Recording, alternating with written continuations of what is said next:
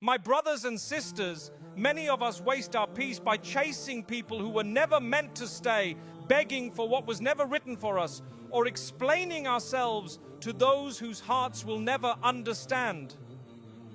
But Islam teaches us that true dignity lies in silence, in patience, and in trusting Allah. Allah reminds us in the Quran, and whoever relies upon Allah, then He is sufficient for him. 65.3. When you choose silence over arguments, when you stop chasing the dunya, when you trust Allah to defend your name and provide for your needs, you discover a strength far greater than words. Your silence is not weakness, it is power. It is saying, I do not need to lower myself for people because I have raised my trust to Allah. And with that you rise above the noise, untouchable, with Allah as your protector. 1. The dignity of the believer. The dignity of a believer is not found in wealth, status, or the approval of people. It is found in their connection to Allah. When a Muslim holds firmly to their faith, they rise above the need to chase after anyone. Allah has honored us with Islam, and that honor cannot be taken away by rejection, nor increased by people's validation. True dignity is rooted in knowing that Allah is enough. The Quran reminds us, but honor belongs to Allah, His Messenger, and the believers. 63:8. This verse teaches that the believer's dignity is already established by Allah. You do not need to beg for acceptance or lower yourself to fit into the dunya. Your honor was written when you declared La ilaha illa Allah. Everything else is temporary, but this dignity is eternal. Dignity means refusing to humiliate yourself before creation. A believer never chases people for what only Allah controls. Rizq, opportunities, respect, and love all come from Him alone. When you run after people, you lower your worth, but when you raise your hands to Allah, you are lifted higher. The Prophet said, whoever seeks dignity, let him seek it through obedience to Allah. By Haki. The dignity of the believer is also found in patience. When insulted or rejected, they do not retaliate with ugliness. Their silence and composure become proof of strength, not weakness. The Quran praises such people. And the servants of the Most Merciful are those who walk upon the earth humbly, and when the ignorant address them, they say, peace. 25:63. Silence in the face of ignorance is a mark of dignity. A believer's dignity is also protected by avoiding begging. The Prophet said, it is better for one of you to take his rope and carry firewood on his back than to ask someone who may give him or may refuse. Bukhari, Muslim. This hadith teaches us that self-reliance with trust in Allah preserves honor, while constant begging erodes it. Trusting Allah frees you from dependence on people. Dignity does not mean arrogance. It is not looking down on others or refusing kindness. True dignity is humility with Allah and strength with people. It is knowing your worth without needing to boast and showing patience without needing to prove yourself. A believer's dignity is balanced, soft with mercy, firm with principles. The dignity of a believer is also tied to their character. The Prophet said, the most beloved of you to Allah are those with the best character. Bukhari. Dignity is not in appearances, but in the way you treat others. When you maintain honesty, kindness, and patience, people respect you, not because you demanded it, but because Allah placed dignity in your behavior. When others misunderstand you, dignity means not rushing to explain yourself endlessly. People's hearts are in Allah's hands. If He wishes, He will clear your name. The Prophet was slandered and mocked, yet Allah defended him. Indeed, we are sufficient for you against the mockers. 1595. A believer's dignity rests in letting Allah be their defender. Dignity is also seen in lowering your gaze and guarding your tongue. Many lose respect not because of their actions but because of careless words. A believer knows when to speak and when to remain silent. Their dignity shines not through noise but through discipline. This restraint shows that their self-worth is rooted in Allah, not in proving themselves to people. The believer's dignity is tested most when they face loss? Do they chase what has gone, or do they accept Allah's decree with sabr? Dignity means letting go gracefully, knowing that what left you was never written for you. Allah promises, whoever leaves something for the sake of Allah, Allah will replace it with something better. Ahmad. Trusting this promise protects your honor. Dignity also means valuing yourself as a servant of Allah. When you realize that your forehead touches the ground only for Him in sujood, you refuse to bow your heart before people. Salah preserves dignity because it reminds you of your true position. Small before Allah, but honored by Him above creation. So my brothers and sisters, protect your dignity.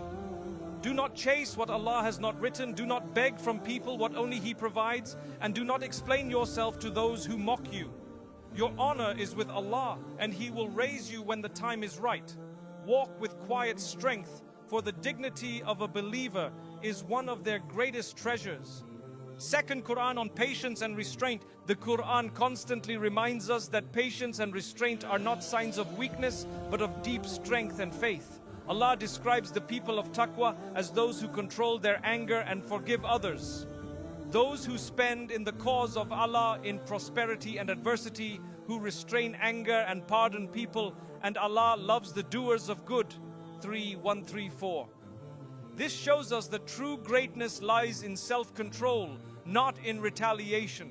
Patience or sabr is mentioned in the Quran over 70 times. It is a quality Allah uses to describe those He loves most. Indeed, Allah is with the patient. 2:153. To know that Allah is with you when you hold back your tongue, restrain your anger, or bear hardship with dignity should give the believer peace and courage. His companionship is the reward for restraint. The Quran teaches us that patience is not passive waiting, but active strength. So be patient. Indeed, the promise of Allah is truth. 30-60.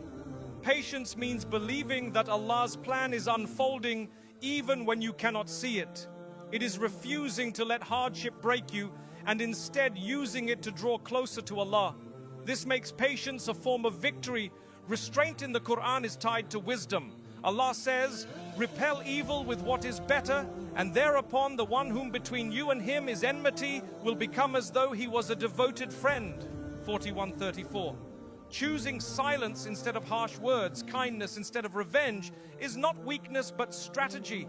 It turns enemies into friends and softens hearts in ways anger never can. Patience also guards dignity in times of trial.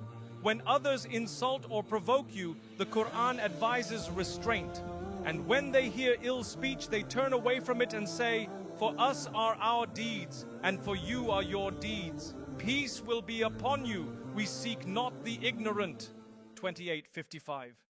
Restraint here is not cowardice. It is the dignity of refusing to lower yourself to the level of ignorance.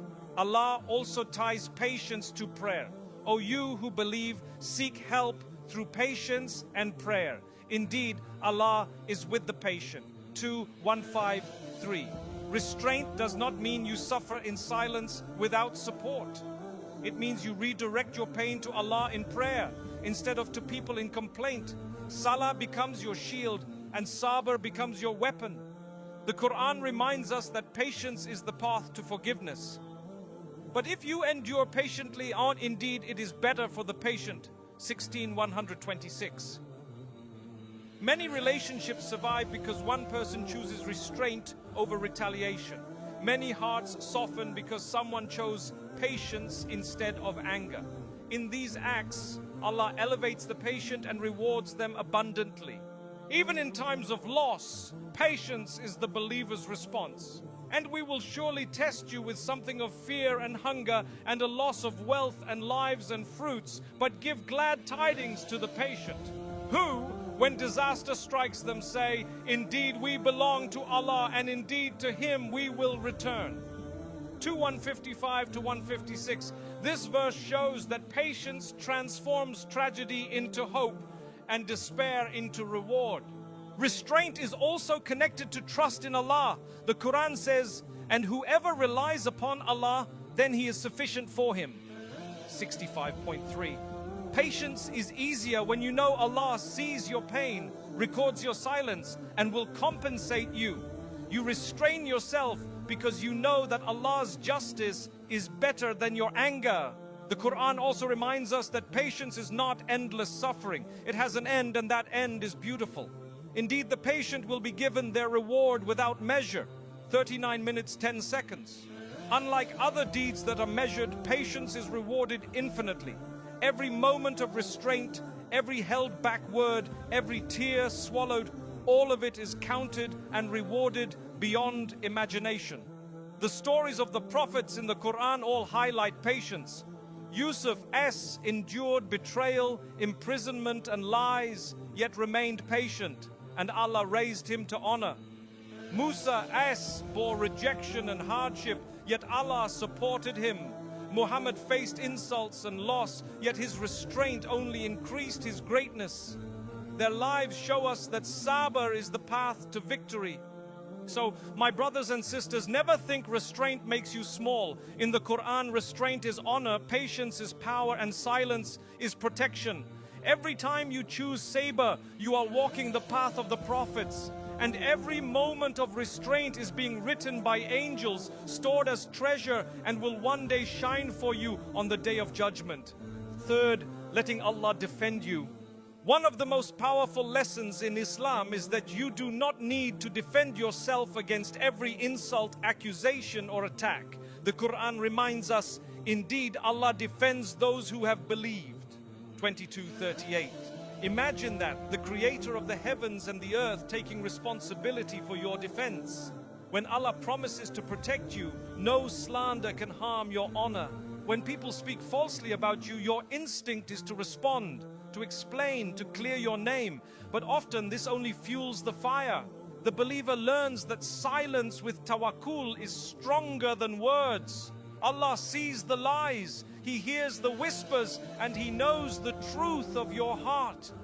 Letting Him defend you is not weakness. It is surrendering to the one whose justice is perfect. The Prophet himself was the target of false accusations and mockery. They called him a magician, a poet, even a madman. Yet Allah revealed, indeed, we are sufficient for you against the mockers. 1595. His silence was not because he lacked answers, but because Allah Himself promised to respond. And history proved this promise. The Prophet's honor only grew while the insults faded. When Aisha, R.A., was falsely accused in the incident of the slander, the Prophet did not rush to defend her with arguments. Instead, he placed his trust in Allah. Eventually, Allah revealed verses from Surah An-Nur 24:11-20, clearing her name. This story shows us that Allah's defense is stronger than anything we could say. Sometimes silence and patience are the greatest shield. Letting Allah defend you also protects your dignity. When you argue with those committed to misunderstanding you, you lower yourself to their level. But when you remain calm, Allah raises you. The Quran describes the servants of the Most Merciful as those who, when the ignorant address them, they say, peace. 25:63. Dignity in silence allows Allah to elevate you above mockery. Trusting Allah's defense means believing His timing is perfect. You may want immediate vindication, but Allah knows the best moment. Sometimes He clears your name in this dunya, as with Aisha, R.A. Other times He delays it until the day of judgment, when the truth will shine publicly. Either way, His defense is absolute, and no injustice escapes His sight. Letting Allah defend you also saves your peace. Constantly explaining yourself drains your energy. You cannot control people's hearts, but you can control your reliance on Allah. He says, and rely upon the ever-living who does not die, and exalt Him with His praise. 25:58. Placing your case with Allah brings peace no human validation could provide. When Yusuf Ase was accused by the wife of Al-Aziz, he did not waste his life explaining. He simply said, it was she who sought to seduce me. 12:26. Then he left it to Allah. Eventually the truth came out, and his dignity was restored. His story shows that Allah's defense always prevails, even if patience is required first. Sometimes Allah defends you in ways you never expected. A door opens, an enemy's plot fails, a truth emerges naturally. These are signs that Allah is fighting for you in unseen ways. The Prophet said, "Be mindful of Allah and He will protect you." Tirmidhi. Protection here includes your honor, your reputation, and your dignity. Letting Allah defend you also teaches humility. When people attack, you might be tempted to prove your worth, but when you stay silent, you acknowledge that your worth was never in their hands, it was always in Allah's. This humility shifts your focus from defending yourself before creation to seeking acceptance before the Creator. Another beauty of Allah's defense is that it turns harm into benefit. What was meant to break you often becomes a reason for your rise. When Quraysh mocked the Prophet, calling him cut off because he had no sons, Allah revealed Surah Al-Kawthar, promising him abundant goodness and an everlasting legacy. The insult became a reason for his honor to grow eternally. Letting Allah defend you is also protection from sin. When you argue in anger, you may say words you regret, but silence protects your tongue. The Prophet said, "Whoever believes in Allah and the last day, let him speak good or remain silent." Bukhari, Muslim. Silence in moments of attack is not loss. It is safeguarding your record for the hereafter. The Quran reminds us that patience is rewarded beyond measure. Indeed, the patient will be given their reward without account. 39 minutes, 10 seconds. When you choose restraint, you are not abandoning justice. You are choosing Allah's justice over your own. His reward is far greater than the satisfaction of winning an argument. Letting Allah defend you also strengthens your iman. Each time you resist the urge to explain and instead turn to Him, your reliance on Him grows. You begin to taste the sweetness of tawakkul, realizing that your protector is the King of Kings. That realization gives you courage, dignity, and peace unlike anything people can give. So, my brothers and sisters, trust Allah with your reputation, your honor, and your name. Do not waste your breath on those who refuse to see the truth. Let Allah defend you. He knows your intentions, He knows your sincerity, and He will clear your name in the best way, at the best time. And when He does, your dignity will shine brighter than ever. The power of tawakkul over people. Tawakkul is one of the greatest gifts Allah grants a believer. The ability to place trust in Him alone and free the heart from dependence on people. The Quran teaches, "And whoever relies upon Allah, then He is sufficient for him." 65.3. To know that Allah Himself is sufficient removes the fear of rejection, the anxiety of chasing, and the humiliation of begging. Relying on people often leads to disappointment because human beings are limited. They forget, they break promises, and their resources run out. But Allah is limitless in His mercy, knowledge, and provision. Tawakkul shifts your heart away from fragile creation and anchors it to the Creator. This is the believer's true power, not in numbers or networks, but in Allah's support. The Prophet demonstrated this power in his life. During the Hijrah, Quraysh had surrounded him, ready to kill him. Yet in the cave, he told Abu Bakr, "Do not grieve, indeed Allah is with us." 940. His calmness in the face of death came from tawakkul. People were plotting, but his heart was firm because it relied on Allah. Tawakkul over people means recognizing that no one controls your risk except Allah. A job, a contract, or a favor may come through people, but it is written by Allah. When you stop believing that people feed you and realize it is Allah who provides, you no longer fear losing them. Your heart rests because your provision is guaranteed by the provider. This power also protects you from humiliation. When you rely too much on people, you may end up chasing their approval, lowering your dignity, or compromising your values. Tawakkul frees you. You no longer need to beg for what is not in their hands. You walk with dignity, knowing that if Allah wills, He will open doors no one can close. The Quran reassures the believer, if Allah helps you, none can overcome you, but if He forsakes you, who is there that can help you? 3 to the power of 160. This verse shows us that people's support is irrelevant compared to Allah's help. Even if the whole world